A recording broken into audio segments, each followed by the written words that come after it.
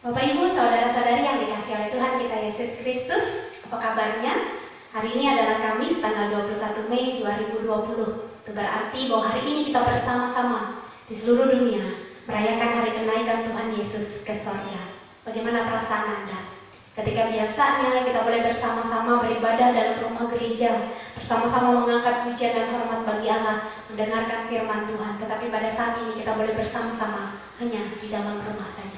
Saya yakin dan percaya kita tetap dikuatkan di dalam iman dan percaya, dan tidak ada satupun yang dapat menggoyahkan iman kita dalam kehidupan ini.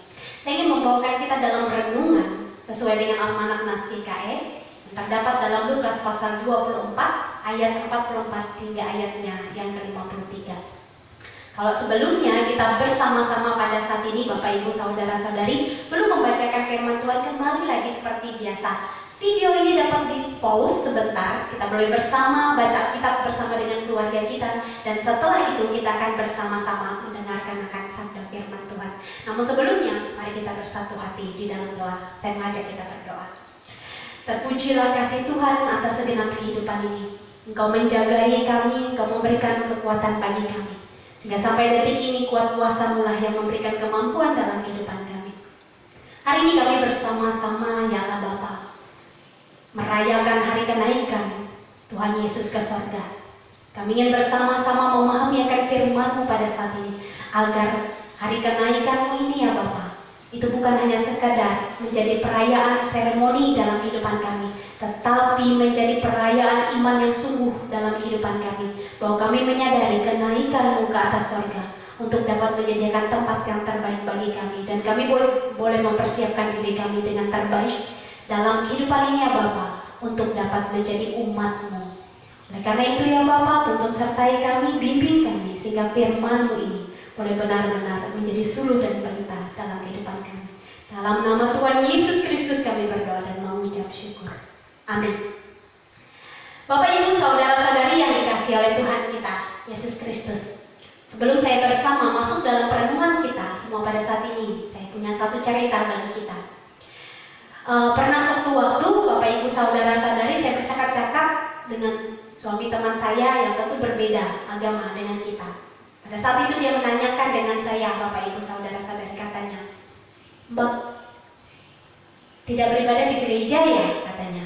Ya, saya menjawab pun ya, sementara sampai pandemi COVID-19 ini sudah mulai mereda. Saya katakannya demikian. Nah, ada sebuah perasaan yang terlihat tidak baik dalam dirinya pada saat itu.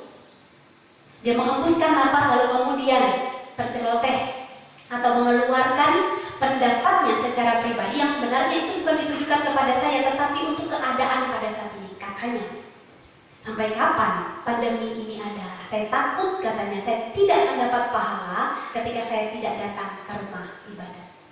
Nah, saya langsung berpikir, Bapak Ibu Saudara-saudari, saya berpikir pada saat itu, jangan-jangan seluruh jemaat Tuhan yang ada pada saat ini dan yang beribadah, Bapak Ibu Saudara-saudari, juga merasakan hal yang demikian.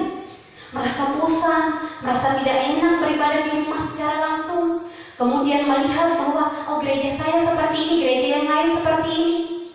Kemudian Bapak Ibu Saudara-saudari, mungkin ada yang mengatakan bahwa enaknya kalau bisa secara langsung mendengarkan pendeta berkhotbah, beribadah dalam rumahnya, bukan hanya melihat video saja. Atau bahkan Bapak Ibu Saudara-saudari, pada saat ini ketika kita beribadah di rumah, kita tidak merasakan kekhusyukan itu dalam ibadah kita.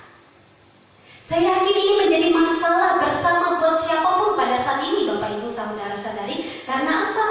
Situasi yang berbeda itu akan memunculkan emosi yang berbeda, perasaan yang berbeda juga dalam kehidupan kita.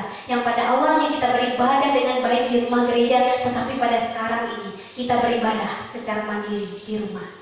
Bapak Ibu Saudara-saudari, para murid-murid Tuhan Yesus pun merasakan hal yang sama pada saat itu. Kenapa? Setelah Tuhan Yesus dimakamkan, mereka bersedih, mereka merasakan ketakutan sebelum Tuhan Yesus menampakkan diri.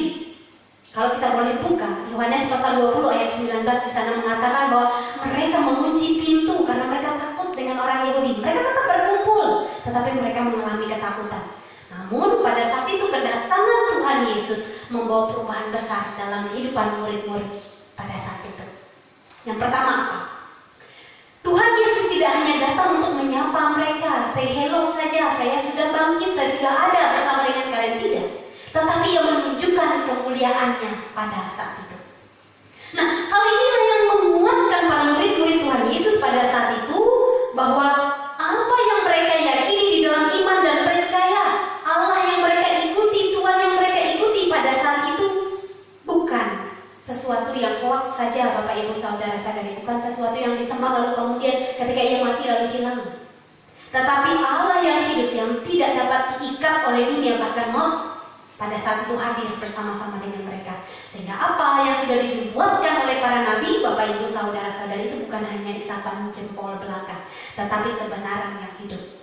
Itu yang pertama. Yang kedua, Tuhan Yesus memberikan kewenangan tugas untuk menyampaikan Injil kepada seluruh dunia. Artinya apa, Bapak Ibu Saudara-saudari? Bahwa penyampaian firman Tuhan bukan hanya milik perseorangan, kelompok, gereja tertentu, pekerjaan tertentu. Tidak. Tetapi ayat yang ke-47 di dalam nas kita semua pada saat ini mengatakan supaya namanya diberitakan tentang pertobatan dan pengampunan dosa harus disampaikan. Saya ulangi sekali lagi, supaya dalam namanya berita tentang pertobatan dan pengampunan dosa harus disampaikan. Ini adalah tugas mulia, Bapak Ibu Saudara-saudari, yang diberikan Tuhan Yesus kepada murid-muridnya, dan tentu pada saat ini kepada kita sekalian. Bisa jadi Bapak Ibu Saudara-saudari, kita merasa bahwa hanya dengan membaca firman Tuhan yang dibagikan tiap hari Minggu itu kurang rasanya, tidak benar-benar merasakan kekhusyukan bagi kita semua pada saat ini. Tetapi yang ingin dikatakan bahwa Tuhan Yesus tidak memandang rupa. Siapapun yang menyampaikan firman Tuhan dengan segala keadaan, itu tidak akan menjadi masalah, Bapak Ibu Saudara-saudari, selama kekuatan di dalam iman dan percaya kita tetap kita pegang teguh. Pada saat itu Tuhan Yesus juga tidak menunjuk bahwa ini murid-muridku yang kusuruh, yang lain tidak ya. Tidak. Dia tidak memilih siapa yang paling berwibawa, siapa yang paling cerdas, siapa yang paling mampu, tidak. Pada saat itu ia memberikan tugas kepada semua muridnya untuk menyampaikan firman-Nya. Artinya apa? Tentu bukan dengan kekuatan mereka secara pribadi, tetapi dengan pertolongan Tuhan Yesus bagi mereka. Dan yang ketiga, bahwa Tuhan Yesus memberkati umatnya. Bapak Ibu Saudara-saudari, saya secara pribadi kalau mendengar kata memberkati atau berkat, itu selalu ada perasaan yang berbeda. Perasaan apa? Perasaan yang berkaitan tentang sukacita di dalam kehidupan ini, karena segala sesuatunya pasti berasal daripada pemberian dari Allah. Nah, ini dikatakan kepada kita sekali lagi bahwa Yesus tidak hanya menuntut, tetapi juga memberikan yang seharusnya didapatkan oleh umatnya. Apa? Berkat, kasih, dan damai sejahtera. Pada ayat yang ke-52 hingga ayat yang ke-53 menyatakan bahwa para murid pada saat itu bersuka cita dan mereka senantiasa berada dalam bait Allah untuk memuliakan Allah. Artinya apa? Bapak Ibu Saudara-saudari, mereka merasa pada saat itu bahwa apapun yang terjadi pada saat itu Tuhan ada dan tetap memberkati.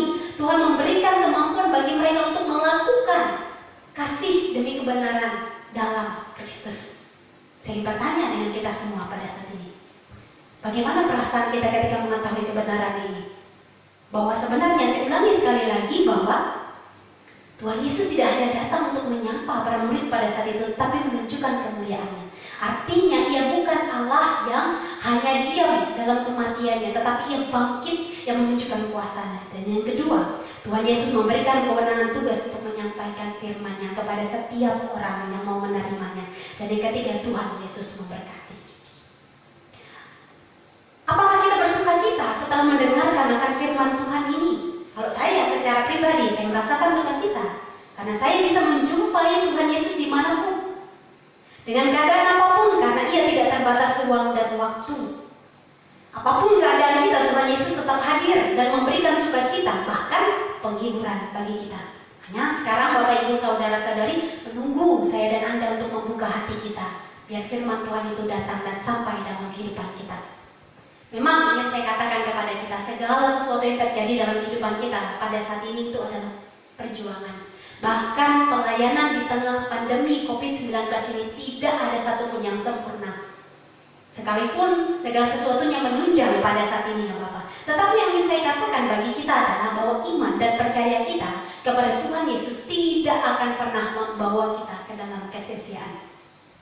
Karena Allah yang kita sembah adalah Allah yang bangkit, yang naik ke surga untuk menyediakan tempat bagi kita. Nah, jika kita mau Tuhan Yesus hadir dalam kehidupan kita, maka saya mengajak kita semua pada saat ini, bukalah hati kita.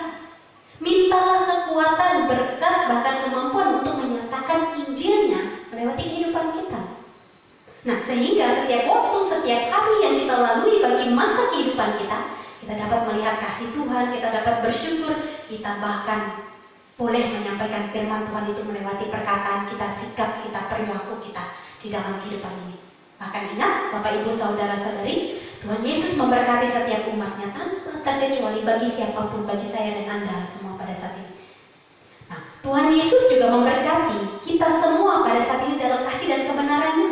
Oleh karena itu, jika hari kenaikan Tuhan Yesus pada saat ini yang boleh kita rayakan bersama-sama, biarlah itu boleh menjadi titik awal bagi kita untuk boleh kembali melihat dalam kehidupan kita, Bapak Ibu Saudara-saudari, apakah kita mau Allah hadir dalam kehidupan kita. Jika kita mau Allah hadir dalam kehidupan kita, maka hari ini mari buka hati kita. Biarkan firman Tuhan itu masuk dalam kehidupan kita, dan biarkan Roh Kudus memimpin kita untuk menyatakan firman-Nya melewati kehidupan kita.